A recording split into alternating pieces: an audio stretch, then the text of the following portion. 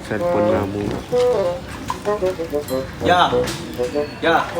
Ito, may tumatawag eh. Uy, ano yun? Yung rodela daw po ni Papa, pinapakuha. Di ka marunong magbalik, yung lakas mo manghiram, di ka marunong magbalik. Rodela. Nakarampa daw yun iniram mo. Rodelang bakal o kahoy? Kahoy, kasi bukas may kontrata si Papa. Sa dagat yun, magpapalitada sa dagat. Gagamitin daw eh. Lakas mo manghiram, di ka marunong magbalik. Oh, Ako lagi inuutusan. ngayon ako pang masama. Siyempre, Hiniram niya sa akin yun ah. sa kanya nga daw, yun, hiniram mo lang daw. Hiniram niya sa akin yun. Wag mo balik ta rin ang kwento. Ako pang ginagawa mo masama. Hapit ka, patay Kupal ka. ni Papa. Pa, Nak, saan yung ano kaya, nak? ayun na po, yung kumpare mo, ayaw ano. Saan yung rodela? Matagal na Rodela. hiniram yun, di mo ka binabalik?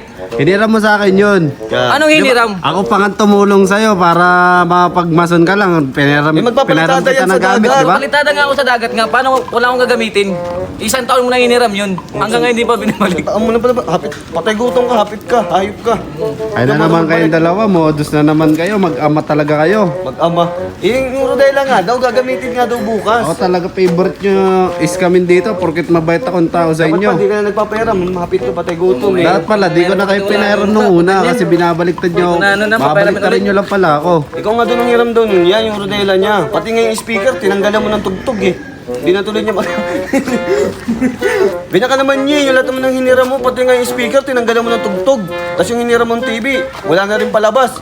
Puro itim na lang. At tinanggalan ng tugtog, sumuko yung speaker nyo, napagod na tayo kumakanta. Grabe ka, pinaghirapan niya. Pinaghirapan namin yun. Binayaran ko naman sa Sinisira mo inyo. lang. Binayaran, wala ka nga binigay kahit piso. Magkano lang bali nyo doon? 350, binayaran ko kayo 500. Ibang bansa yun. Ibang Ipapa bansa. yun eh. Paano makakabot sa ibang bansa eh? Gumagawa lang yan dito sa Pilipinas. Ano pa? Hindi pa buo yung Kapit bahay. ka kasi yan, di ka marunong magbalik. Ubus na yung pera nyo. Dapat binabalik mo yung hinihiram mo. At binabalik mo kasi.